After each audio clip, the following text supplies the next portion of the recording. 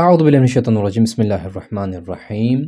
आज का मौजू बहुत ही दिलचस्प मौजू है, जिसमें हम बात करेंगे रिज़्क़ के हवाले से कि रिज़्क़ क्या है। इस वीडियो को देखने के बाद आपके सर से एक बोझ उतर जाएगा और रिज़्क़ के हवाले से आपकी बहुत सारी परेशानियाँ और गलतफ़हमियाँ जो है वो इंशाअल्लाह दूर होंगी। इसके लिए ज़रूरी है कि आप बात पूरी सुनें और आखिर तक सुनें। तो चलते हैं असल उन्वान की तरफ कि हम आज जानेंगे बहुत कुछ रिज़्क़ के हवाले से, रिज़्क़ के मुताल्लिक़। तो शुरू करते हैं इन सवालात से कि रिज़्क़ क्या है? बहुत सारे सवालात हमारे ज़हन में आते हैं रिज़्क़ के हवाले से कि रिज़्क़ क्या है और क्या रिज़्क़ पैसों से हटकर भी कोई चीज़ होती है कि जिसे हम रिज़्क़ कहें? या इसी तरह से रिज़्क़ की किस्में क्या हो सकती हैं? क्या इसकी भी किस्में हैं? अल्लाह इसी तरह से सवाल ये बनता है कि अल्लाह अमीरों को इतना माल और दौलत क्यों देता है? अल्लाह काफ़िरों को माल और दौलत क्यों देता है जबकि वो मुसलमानों को कत्ल करता है, मुसलमानों पर ज़ुल्म करते हैं, नाफ़रमानी करते हैं, अय्याशियाँ करते हैं, इसके बावजूद उनको दौलत दुनिया क्यों मिलती है और इतना अमीर क्यों हैं और इतने मालदार क्यों हैं? ये सारे सवालात मेरे ज़हन में भी हैं, आपके ज़हन में भी होंगे और बहुत सारे लोगों के ज़हन में होंगे। अल्लाह के नेक बंदे इसी तरह से अल्लाह के नेक बंदे तौहीदस्त नादार होते हैं, फ़कीर होते हैं और गुनहगार क्या होते हैं? अय्याश और ज़ालिम मालदार जो है वो क्यों होते हैं? इस तरह के सवालात इंशाअल्लाह इन तमाम सवालात के जवाबात की तरफ हम जो है वो चलते हैं और उसके बाद इस तरफ हम बात करेंगे इनके हवाले से। एक-एक सवाल को लेकर इंशाअल्लाह बात करने की कोशिश करेंगे। सबसे पहला सवाल ये था कि रिज़्क़ क्या है? यकीनन आपका जवाब होगा रिज़्क़ यानी क्या? ढेर सारा पैसा, बंगला, गाड़ी, दौलत, अय्याशी, ये है रिज़्क़। ऐसा ही है ना? लेकिन आज आप रिज़्क़ से मुताल्लिक़ जानकर हैरान भी होंगे और बहुत सारी गलतफ़हमियाँ आपकी इस हवाले से दूर होंगी और इस हकीकत को जानकर एक दिली सुकून भी महसूस करेंगे। तो आइए जानते हैं कि रिज़्क़ क्या है?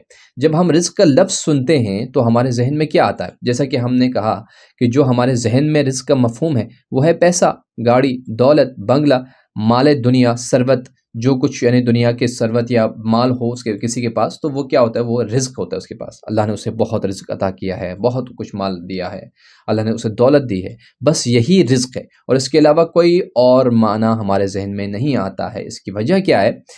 इसकी वजह क्यों ऐसा है कि हम रिज़्क़ से मतलब सिर्फ़ पैसे को लेते हैं, सिर्फ़ जो है वो डॉलर्स को लेते हैं, सिर्फ़ बैंक बैलेंस को लेते हैं। इसके अलावा हम कुछ और मफ़हूम या माना हमारे ज़हन में नहीं आता। वजह क्या है? वजह यह है कि हमने जब से होश संभाला है, उस वक़्त से अभी तक रिज़्क़ का मतलब हमने माल और दौलत और सरवत को ही समझा है।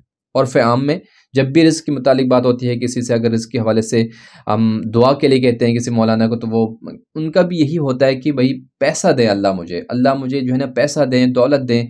मेरे पास पैसा नहीं है, मैं मक़रूज़ हूँ, मेरे जो है वो ऊपर कर्ज़ चढ़े हुए हैं, ये मसला मसाइल।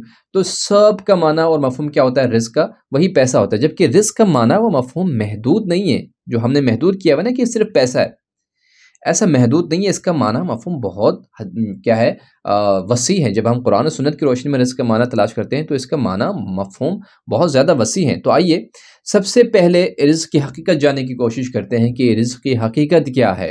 रिज़्क़ के लिए सबसे पहली बात मैं अर्ज़ कर दूँ कि रिज़्क़ के लिए माल का होना शर्त नहीं है। आप हैरान हो गए होंगे।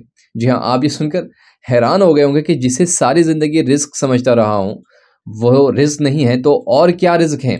सही है, जिसे सारी ज़िंदगी हम रिज़्क़ समझते रहे हैं कि भई पैसा, दौलत, माल दौलत, सोना, चांदी, हाँ, हीरा।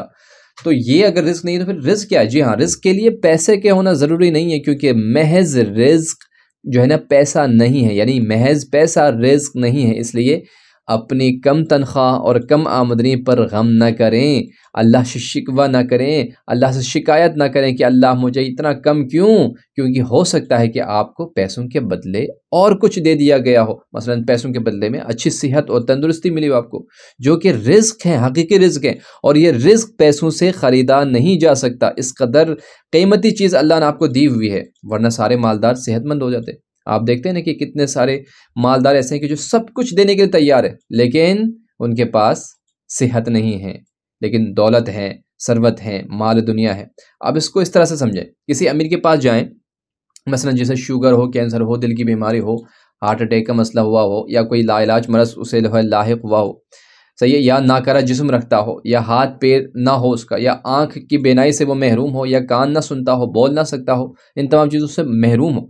इनसे जाकर जब पूछें कि अगर अल्लाह तुमसे ये सारे माल दौलत छीन ले, यानी अल्लाह तुमसे ले लें, तुम्हें देने पड़ें अपनी सेहत को वापस लेने के लिए, अगर अल्लाह कहे कि ये सारे माल दे दो और मैं तुम्हें सेहत दे दूंगा इसके बदले में। जिसकी टांग नहीं उसको कहीं टांग दे दूंगा, जिसके आंख नहीं उसको कहीं बीनाई वापस कर दूंगा, जिसके हाथ नहीं उसको कहीं हाथ दे दूंगा।